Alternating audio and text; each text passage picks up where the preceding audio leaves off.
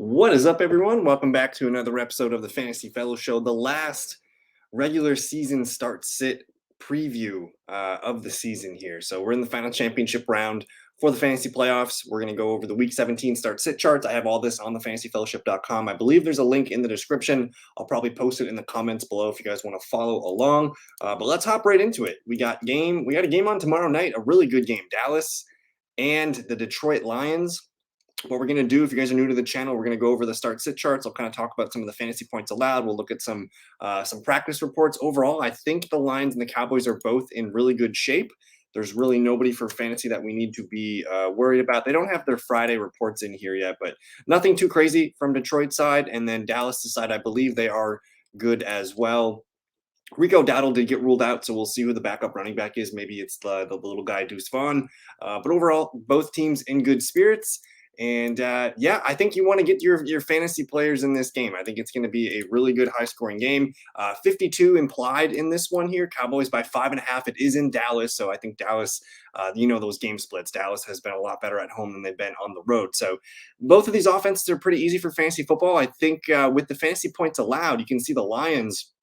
They're number one against the opponent running back. So maybe not a great game for Tony Pollard on the horizon here, but look at Detroit ranks 28th against quarterback, 26th against wide receiver, and 20th against tight end. So with that being said, like you're playing Dak Prescott, you're playing CeeDee Lamb.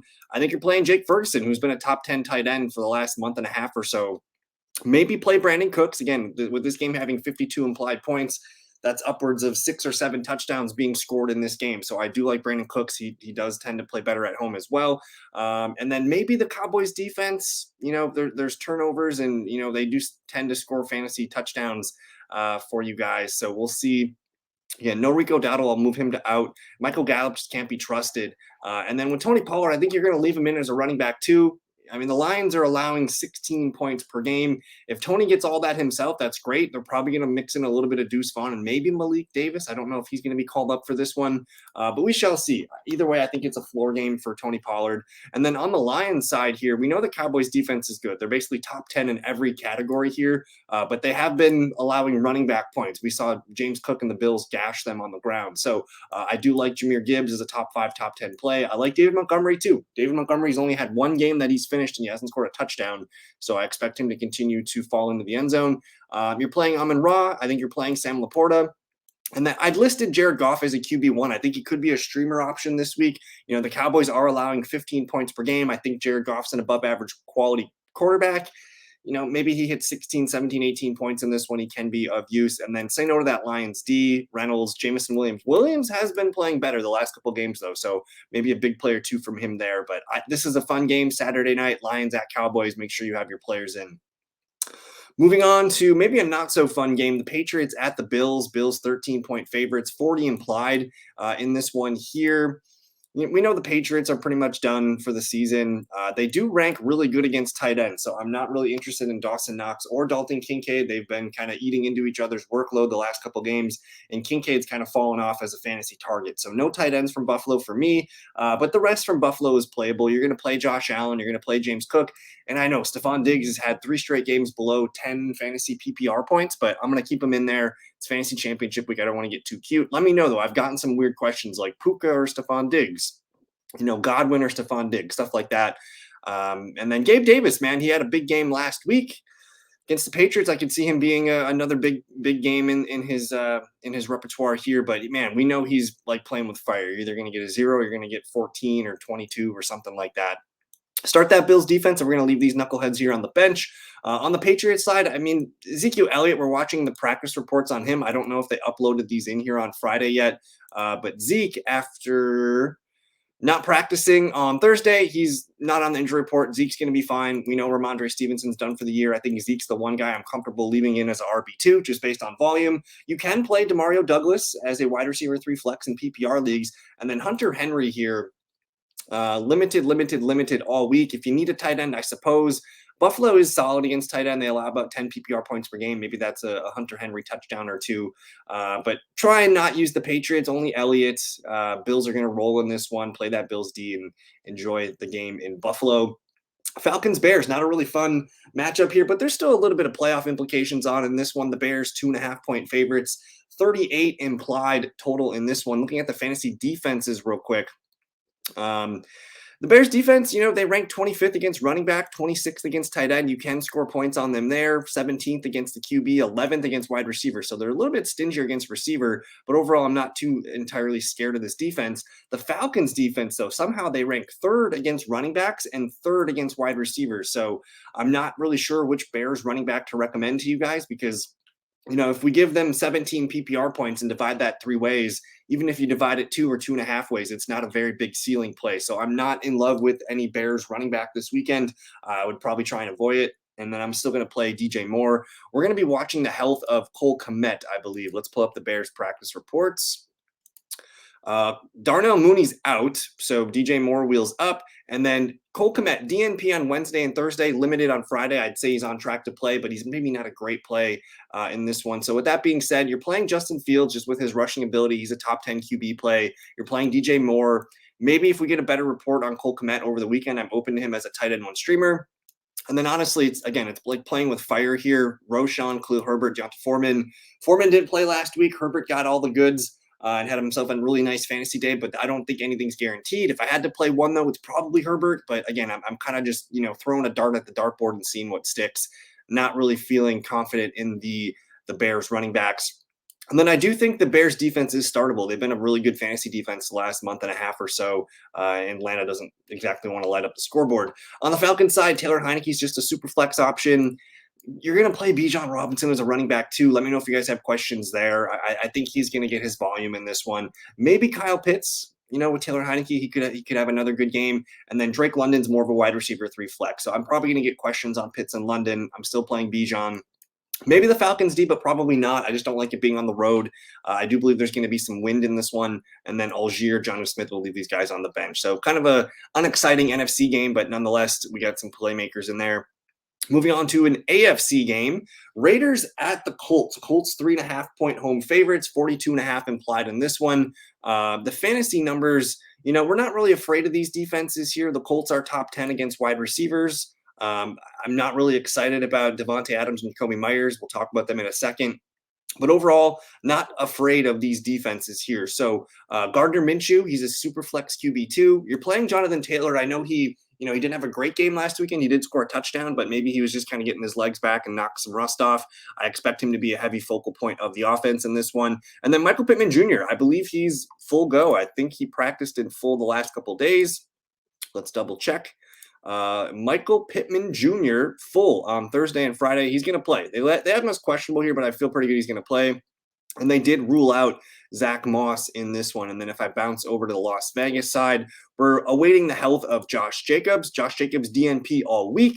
He's listed as doubtful, and they did rule out Michael Mayer. So maybe a few more targets towards Jacoby and Davante Adams. I think if no Josh Jacobs, you're going to play Zamir White as a running back too. Aiden O'Connell, he's a desperation super flex play.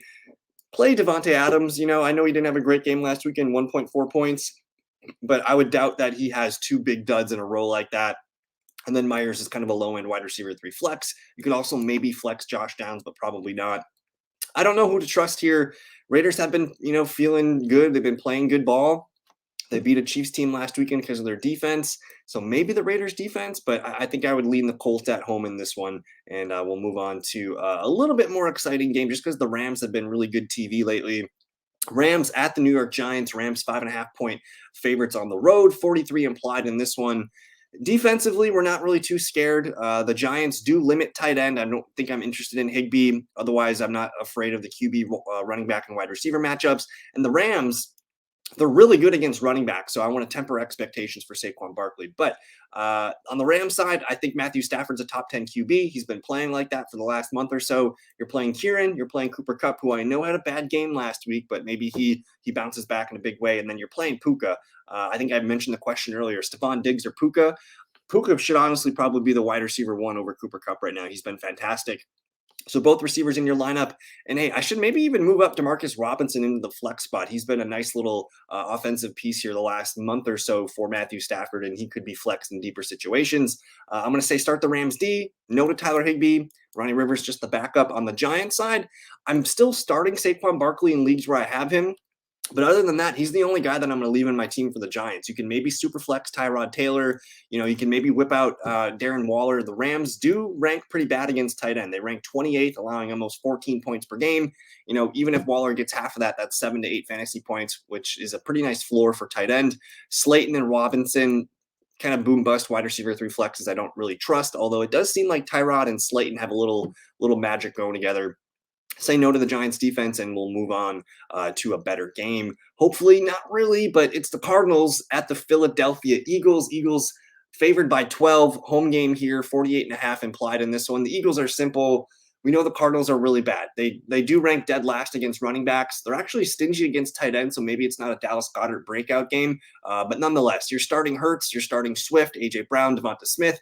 I think if you have Dallas Goedert, I've gotten questions, Dallas Goedert or Darren Waller.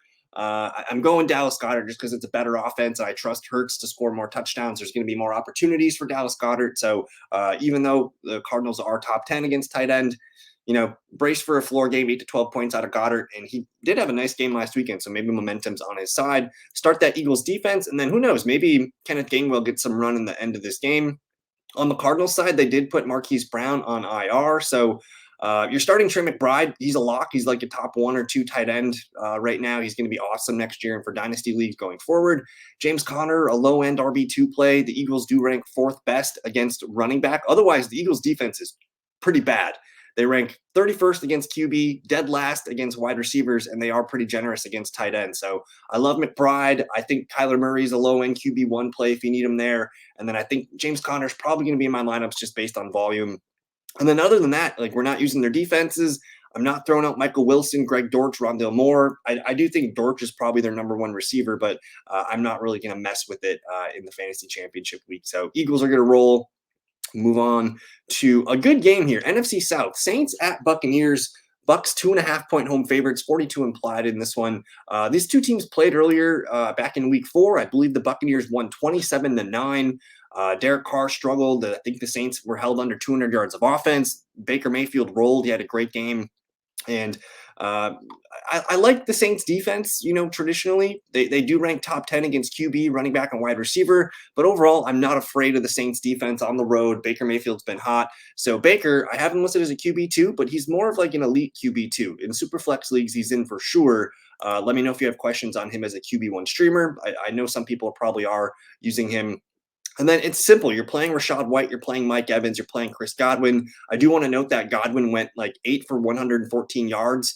The Saints do allow slot receivers to gobble up numbers here. So I like Chris Godwin. And hey, Godwin's had 3 straight games over double-digit targets. So I like the Bucs offense. That Bucs defense is startable. We'll leave Otton and Palmer on the bench. On the Saints side, I mean, despite the blowout kind of look of last week's game, Derek Carr still put up a lot of numbers. So Carr can be a QB2 for Superflex leagues. I'm not going to throw him out there in QB1 leagues. You're playing Kamara and you're playing Olave. And then I'm going to get a lot of questions, I think, with Rashid Shaheed at flex. I want to lean into it. He only caught 3 for 33, I believe, in the week 4 game that I mentioned earlier. But, 9 targets last weekend, 5 for 70 and a touchdown. Rashid Shaheed's a good player, and he's the type of guy that the Bucs do allow to score fantasy points. So maybe flex Rashid Shaheed. Maybe the defense, but probably not. I'm going to leave the tight ends on the bench, A.T. Perry, Jamal Williams. Tampa Bay looking to lock up the NFC South. Crazy. Kind of a rough one here. 49ers at the Commanders. 49ers 12.5-point favorites, 50 implied in this one. We are watching the health of Commanders quarterback Jacoby Brissett, who officially was limited today, but he left with a hamstring injury, which might mean Sam Howell gets his job back. So we'll have to watch for that. I think if it's Jacoby or Sam Howell, they're just low-end QB2s for Superflex leagues. Doesn't matter who the quarterback is. I think Terry McLaurin's still going to be a guy I want as my wide receiver 3. And then the rest, be very, very cautious with. I think Logan Thomas, Brian Robinson Jr., Antonio Gibson, Curtis Samuel. These guys are all like flexy material. Obviously, Logan Thomas is a tight end, so he's a fringe tight end one option if you need it. But I think I'm going to try and avoid Commanders if I can. We're watching the health of Brian Robinson, but he was removed from the injury report today, so I think he's good to go. I expect B-Rob and Gibson to both play. Again, they're both kind of low-end RB2 plays at best. Say no to that Commanders D, Dotson and Sam Howell on the bench. Start your 49ers in this one. You know, they're going to be playing pissed off after that game against Baltimore. So Purdy, CMC, Debo, Ayuk, Kittle, these guys are all top 5, top 10 plays at their position. Obviously, McCaffrey's the running back one, but I like all 49ers weapons in this one and start that defense as well. Moving on to the Battle of Cats here. Panthers at the Jags. Jags 6-point favorites. This might have actually changed because Trevor Lawrence was ruled out in this one, 38 points implied. With no Trevor Lawrence, CJ Beathard getting the start, I'm honestly pretty nervous here because the Panthers defense is sneaky good. Now, they are bad against running backs, but they're top 5 against QBs, wide receivers, and tight ends. So to me, ETN's like the only lock on the Jag side that I want in my fantasy lineups for this championship weekend. Calvin Ridley, I know he had a great game last week, but he's a dicey wide receiver 3 flex. Let me know if you have questions there. I think just the nature of the tight end position, Evan Ingram can be a good play with CJ Beathard, so he's still in lineups. Probably not going to trust Zay Jones with CJ Beathard, who is questionable. And then maybe the Jags D, but probably not. They just have not been playing good football for the last month or so. So I'm kind of avoiding the Jags. I like ETN and maybe Ingram. On the Panthers side, they have momentum. They had their best offensive day last weekend against the Packers. Maybe they go to Jacksonville with a little bit of pep in their step and continue to play well. Bryce Young's just a super flex deep option. But go ahead and play Chuba Hubbard. He was limited all week, but he's going to play. He's a nice RB2 with volume. And then Thielen and Chark, you're playing with fire here, but just beware. These guys could have big games against the Jags. And DJ Chark, former Jaguar, that could be a nice little revenge spot here. Let me know if you have Panthers receivers questions. And then I'm going to say no to the Panthers defense, but maybe. Overall, though, I'm not too excited. I don't want to be involved in this game with my fantasy championship. I do want to be involved in this game, though. Dolphins at the Ravens. Ravens 3.5-point home favorites, 47 points implied. You know you're playing Lamar Jackson either way. And I think Zay Flowers has locked himself into a wide receiver 3 role. Now, I do know that Zay Flowers has been injured this week. They just played on Monday. Where is he? Zay Flowers was DNP on Wednesday, Thursday, limited on Friday. He's on track to play, but we're going to have to watch that. If he plays, I like him. If he doesn't play, Isaiah Likely is a must-start tight end position. And then be wary of these running backs here because the Dolphins defense is okay, but they're really good against running backs. They rank 5th here, only about 17, 18 points per game here. So Gus Edwards and Justice Hill, they're going to share the backfield.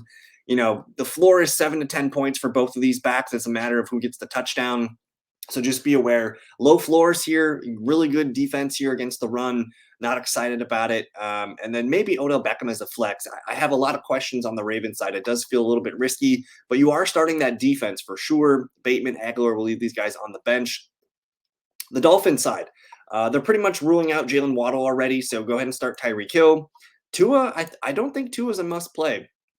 Ravens are the second best team against quarterback, allowing under 13 points per game. So Tua, only a super flex option for me. I don't think he's a QB1 this week.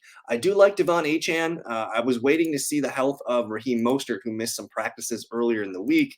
You can see Waddle ruled out here. Achane, DNP, limited full. He's good to go. And then Raheem Mostert down here, DNP, limited. I know he's banged up. Maybe we see a little bit more Achane, so that's why I have him ranked as an RB2. You're playing Tyreek. If Mostert plays, you're kind of flipping him in there, but I think his value is very similar to what Gus Edwards. You're hoping for 10 to 12 touches and a touchdown against a good defense. I'm not sure it's going to be there. Cedric Wilson only in deeper leagues if you need it, but honestly, it's Tyreek for the Dolphins, maybe Achane, maybe Mostert, and then obviously Lamar, and we'll have to wait about Zay Flowers. But fun game here. We'll see if the Ravens can continue their way to the number 1 seed in the AFC. Titans at the Texans. Texans 4-point favorites, 44 implied in this one. CJ Stroud is good to go. Let me double check. There's a couple guys I was watching on Houston. They don't have the Friday reports in here yet, unfortunately.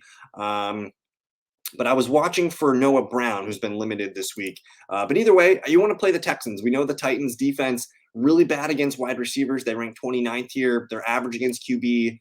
Pretty good, though, against tight end. So I don't love Dalton Schultz this weekend. And running back, they do limit running back points pretty good. but I still think Singletary can be your RB2. So Stroud, top 10 QB play. Singletary, a nice steady RB2, probably going to get his 15 touches. You're playing Nico. I like Nico a lot in this one. And then I'm open to Noah Brown as a flex, but honestly, it's Stroud, Singletary, Nico. Those are the guys we trust.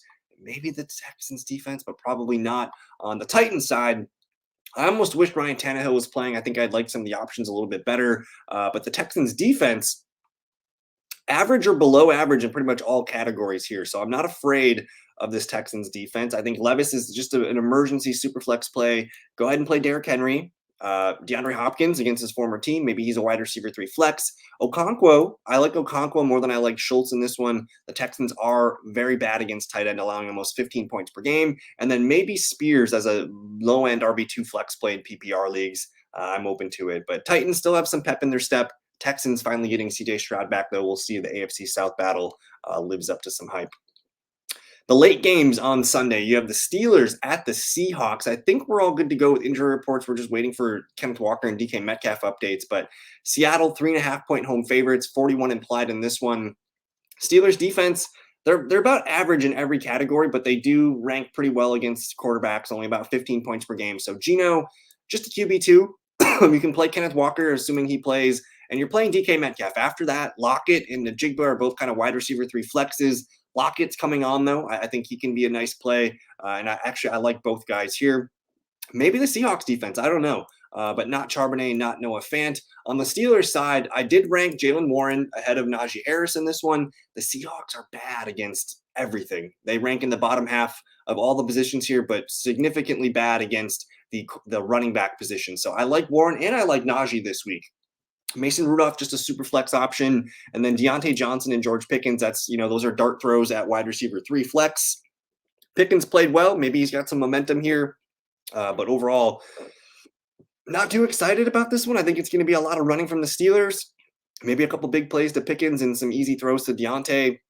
I'm not playing Pat Freiermuth after that 0 last weekend. But Seattle, man, they're still fighting for that 7th seed in the NFC. We'll see if Steelers can upset them here on the road. The Chargers at the Broncos, 3.5-point favorites for Denver, 37 implied in this one. No Herbert, no Russell Wilson. What are we looking at here? They did rule out Cortland Sutton already. Honestly, I'm not excited about this Broncos offense. I think Stidham could be a QB2 for super flex options. Javonte Williams is a low-end RB2 just with volume.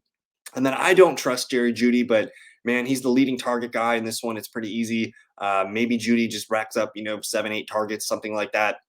I do want to keep an eye on Marvin Mims, though. I know he was limited all week, and who knows? He's been a second-team player all season. Jarrett Stidham, second-team player. Maybe those two have a connection. I'm open to some fun, but I'm going to try and avoid Denver if I can. Javonte is really the only guy I'm comfortable with as a running back, too, and that Broncos defense is startable.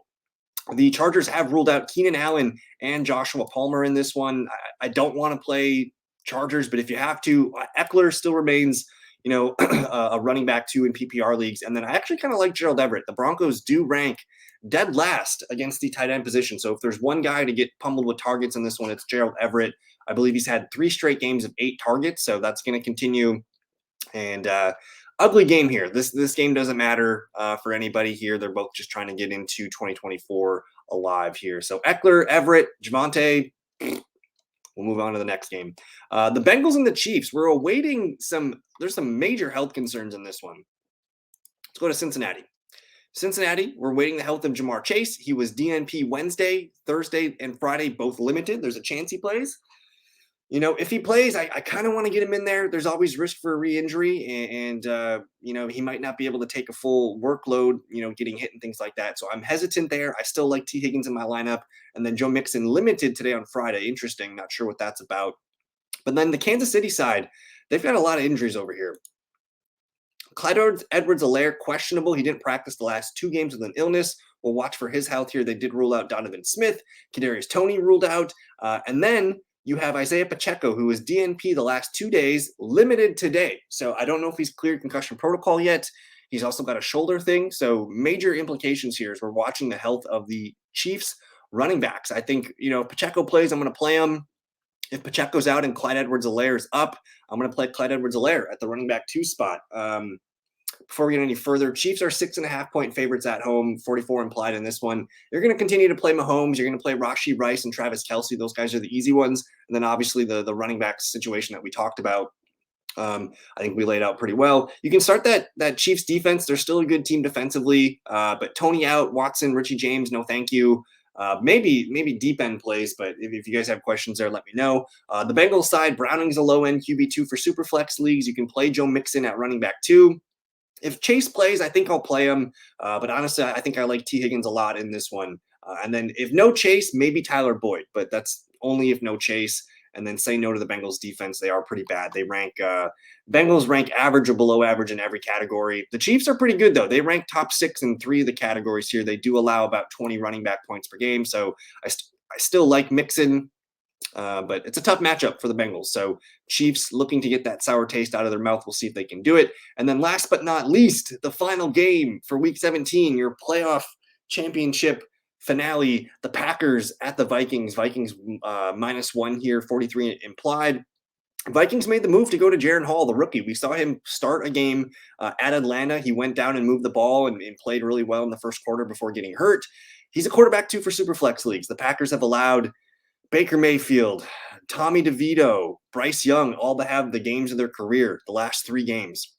Packers cannot defend quarterbacks. So I like Jaren Hall. He's also got a little bit of legs to him. Ty Chandler, a low-end RB2 play. You're playing JJ. JJ's going to have a big game. And then we're watching the health of Jordan Addison. I think he was limited the last couple games or last couple days. If he can't go, Osborne's maybe a flex. If Addison goes, I'm not really comfortable playing these guys because the risk-reward is kind of a wide range of outcomes. So I'm if you have questions on those guys, let me know. I don't think Addison's going to play, but maybe the Vikings defense, but probably not.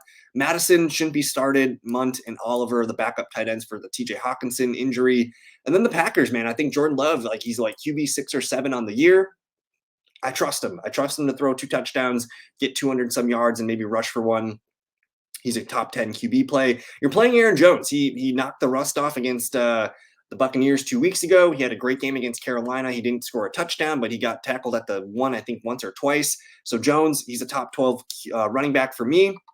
Jaden Reed, he's going to play. The practice reports showed that he was limited all week, and they don't really have any questions with him. I know he's labeled as questionable, but I think he's going to play. Tucker Kraft, tight end 1 streamer option for you, and then Romeo Doubs, wide receiver 3 flex. We know Christian Watson's doubtful, Luke Musgrave doubtful. Dontavian Wicks may or may not play. If Wicks doesn't play, I like Romeo Doubs a lot more. I feel more comfortable with him here. And also, I guess, with Jaden Reed. If no Wicks, I like Reed, Doubs, and Kraft to be the leading receivers. And maybe A.J. Dillon if you're desperate there. But overall, NFC North division battle here to end Week 17. But hey, that's it. We went on about a 27-minute video here. This was a lot of fun. Thank you, guys. This was the Week 17 preview. I don't know if I'm going to do a Week 18 one. If you guys want one, let me know in the comments. I can always do one. But traditionally, my leagues end Week 17, so I don't really play in Week 18. But maybe I'll still do a preview and get you guys ready for Week 18 DFS and things like that. But either way, good luck. Enjoy. Happy New Year to everybody. Hope you guys are safe, happy, healthy, and hope you all win your championships. We'll see you guys Sunday morning. I'm going to be doing my live stream 10:30 a.m. Central Time, an hour and a half before opening kickoff. We'll hang out and get any questions you guys need answered. So enjoy it. We'll see you guys there. Peace.